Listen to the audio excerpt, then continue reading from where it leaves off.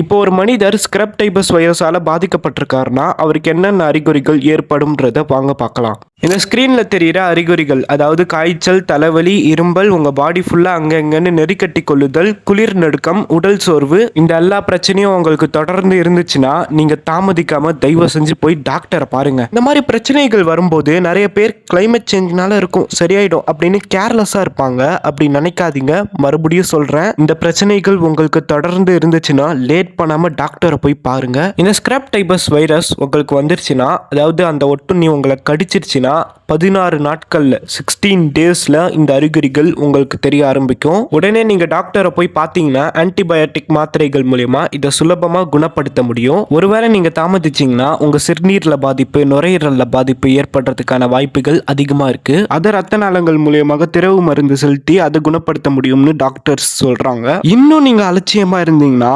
மிகப்பெரிய பாதிப்பு இருக்குன்னு சொல்றாங்க. இப்போ ஸ்க்ரப் டைபஸ் வைரஸால ஒருத்தர் பாதிக்கப்பட்டிருக்காரு அப்படின்னா அவர் 16-20 நாட்களையும் தாண்டி தாமதிக்கிறாரு அப்படின்னா அவருக்கு என்னென்ன பாதிப்புகள் ஏற்படும் சொல்லி டாக்டர்ஸ் சொல்லியிருக்காங்க. நுரையீரல் தொற்று ஏற்படும், நிமோனியா, மூளைக்கு தொற்று பரவி கோமாக்கு கூட போக சான்ஸ் இருக்குன்னு சொல்றாங்க. திடீர் சுவாச செயலிழப்பு ஏற்படும், கல்லீரல் பாதிப்பு ஏற்படும், மூளை காய்ச்சல் ஏற்படும். இந்த மாதிரி அவருக்கு அதிக பாதிப்பு ஏற்பட்டு அவர் மரணம் அடைவதற்கு கூட 30% 30% சான்ஸ் இருக்குன்னு டாக்டர்ஸ் சொல்றாங்க.